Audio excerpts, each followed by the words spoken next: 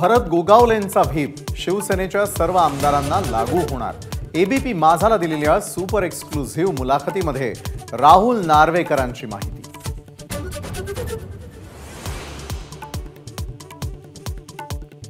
शिंदे गटाचा व्हीप ठाकरे गटाला लागू होणार नाही, माजी महाधिवक्ते आणि ज्येष्ठ कायदे तज्ञ डॉक्टर श्री हरियाणे यांचं मत।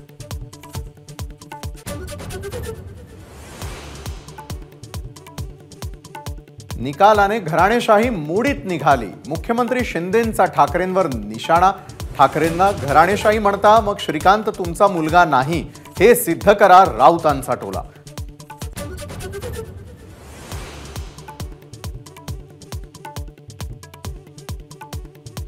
संजय राऊत आदित्य ठाकरेंविरोधात भाजप आणि शिंदे गट हक्कभंग आणणार।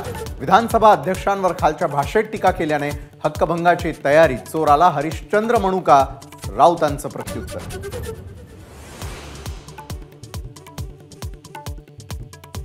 अयोध्येमध्ये झालेल्या आंदोलनाशी उद्धव ठाकरेंचा काहीही संबंध नाही, त्यांचं हिंदुत्व केवळ भाषणापुरतं। देवेंद्र फडणवीसांचा हल्ला बोल।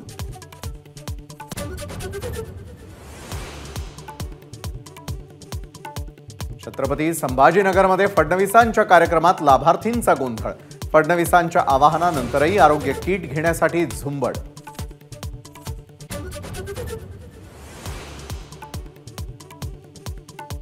वसंतदादा शुगर इन्स्टिट्यूटच्या वार्षिक सभेत शरद पवारांसोबत एका मंचावर येणं अजितदादांनी पुन्हा टाळलं। शरद पवार मात्र कार्यक्रमाला उपस्थित।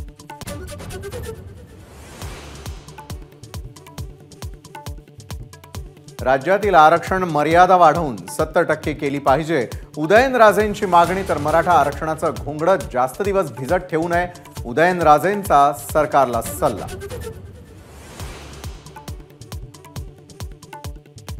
पंतप्रधान मोदी उद्या नाशिक दौऱ्यावर। मोदींचा रोड शो होणार।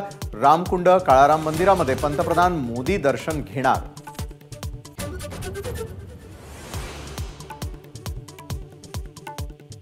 मुंबई नवी मुंबईतील विविध विकास कामांचं पंतप्रधान मोदींच्या हस्ते शुक्रवारी लोकार्पण। Mumbai trans harbour link, Digha railway station, Uran railway मार्गाचं उद्घाटन करणार।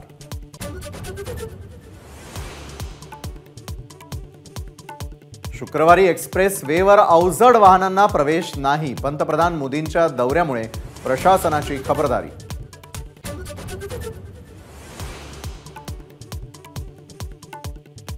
मातोश्रीबाहेर हनुमान चालीसा पठण प्रकरणी राणा दाम्पत्य कोर्टात गैरहजर। न्यायाधीशांकडून राणांच्या वकिलांची कानउघडणी। 19 जानेवारीपर्यंत हजर न झाल्यास जामीनपात्र वॉरंट जारी करणार, कोर्टाची तंबी।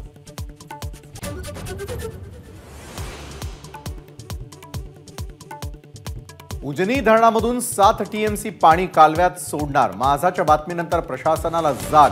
10% पाणीसाठा शिल्लक राहिल्यानं उजनी कालवा सल्लागार समितीचा पाणी सोडण्याचा निर्णय। एबीपी माझा, उघडा डोळे बघा नीट।